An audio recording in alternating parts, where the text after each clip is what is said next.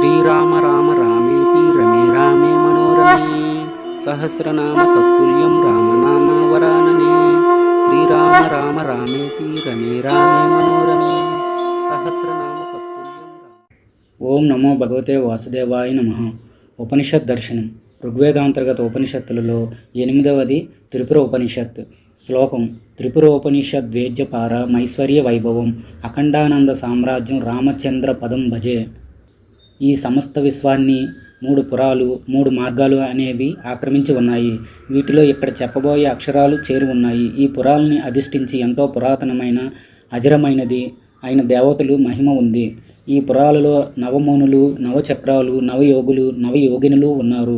వీరంతా నవచక్రాలకు ఆధీనులై నవభద్రాలు, నవసముద్రాలు కలిగి ఒక్కటే లోకంగా సుఖంగా ఉన్నారు. ఇది మొదటిది. ఇక్కడ 19 తత్వాలు 29 తత్వాలుగా అయ్యాయి. ఇవన్నీ త్రిపురేశ్వరీదేవి స్వరూపాలే. 43 సమితులను ధరిస్తున్న త్రిపురామాత నాలో ప్రవేశించుగాక. పైన బాగా ప్రజ్వరిల్లే జ్యోతి ఉంది. దానికి అడ్డంగా చీకటి వ్యాపించింది. నాకు చంద్రుడి జ్యోతి ఎంతో ఆనందాన్ని ఇస్తోంది. ఇవన్నీ నా హృదయ మండలాన్ని అలంకరిస్తున్నాయి. 40 సమితులను ధరించి ఆ త్రిపురేశ్వరీదేవి దివ్య చైతన్యం 3 రేఖలతో చక్కగా అలంకరించబడి ఉంది. 1 త్రిభువనాలు, భువర్ సువర్లోకాలు, 2 త్రివిష్టాపాలు, జీవుడు, ఈశ్వరుడు, పరమాత్మ, 3 త్రిగుణాలు, సత్వరజస్తమో గుణాలు, 4 త్రిపురాకార స్థూల సూక్ష్మ కారణాలు అనేవి. ఈ విధంగా త్రిపురత్వాన్ని మంత్రపూర్వకంగా ఉపాసించే సాధకుడు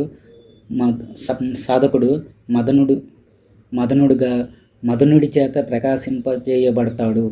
మదంతిక, మానని, మంగళ, శుభగ, సుందరి, సిద్ధి, తత్వ, లజ్జ, మతి, తిష్టి, ఇష్టి, పష్టి, లక్ష్మి, ఉమ, లలిత, లలావంతి అనే రూపాలన్నీ ఈ త్రిపురేశ్వరీదేవి అవతార భేదాలే. వీటిని గురించి ఎవడైతే తెలుసుకుంటాడో ఈ రూపాలన్నీ ఆ త్రిపురేశ్వరి నేనే గ్రహిస్తాడు. అలాంటివాడు మదంతి అనే స్వస్వరూప పీఠాన్ని అధిరోహించి ఆనందాన్ని అనుభవిస్తాడు. ఆయన మానవ శరీరంలో నడుముకి వెనుక భాగంలో మూలాధార స్థానంలో ఉన్న పరమధామం అనే త్రిపురేశ్వరి స్థానాన్ని ఎవడు గుర్తించి సేవిస్తాడో అతడు గొప్పగా ప్రకాశిస్తాడు. మన్మధుడు, యోని, కామకళ, వజ్రపాణి, గుహుడు, వాయువు, మేఘం, ఇంద్రుడు, తిరిగి గుహుడు వీరంతా పరతత్వ స్వరూపిణి అయిన మాయాదేవి రూపాలే. ఆది విద్యాస్వరూపిణి త్రిపురేశ్వరీదేవి ఎంతో గొప్పగా అన్ని లోకాల్లో ప్రకాశిస్తోంది.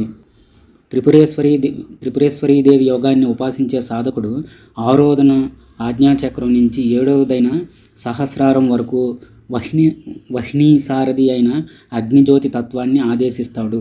మూల త్రికమైన అనగా త్రిపురాదేవి మూల బీజాక్షర మంత్రమైన ఓం హ్రీం శ్రీం అని జపిస్తూ కామేశ్వరుడిని స్తుతిస్తూ అమృతత్వాన్ని పొందుతున్నాడు, అనగా సంసారాన్ని చేరుకుంటున్నాడు.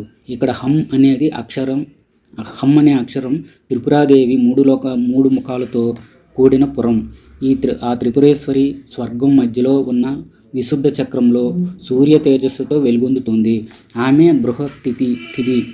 బృహత్తిథి దశ పంచ షోడ కళారూపంతో శరీరం మధ్యలో నివసిస్తూ ఈ సర్వాన్ని భరిస్తోంది, రక్షిస్తోంది. అంతేకాక ఈ విశ్వమండలానికి అది బిందు స్వరూపిణిగా కూడా ప్రకాశిస్తుంది. ఒక్క ముఖం 3 గుహా సదనాలు అంటే 3 కూటాలు కలిగిన కామకళా రూపిణిగా త్రిపురేశ్వరిని ఉపాసించిన వాడు స్వయంగా కామరూపుడిగా అంటే ప్రకృతి రూపుడు కాముడిగా వెలుగొందుతాడు.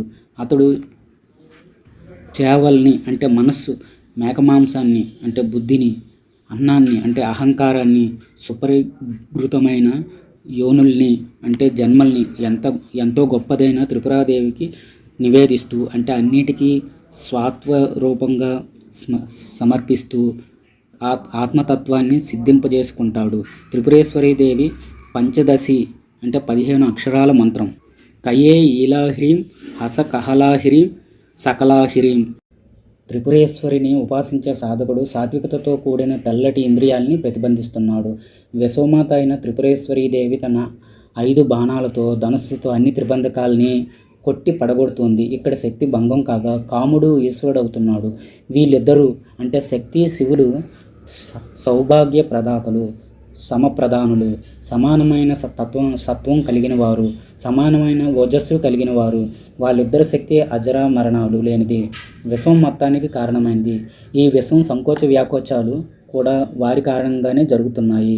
ఆ ఈశ్వరుడే ప్రపంచం మొత్తాన్ని సృష్టిస్తున్నాడు, ధరిస్తున్నాడు, చివరికి లయం కూడా చేస్తున్నాడు.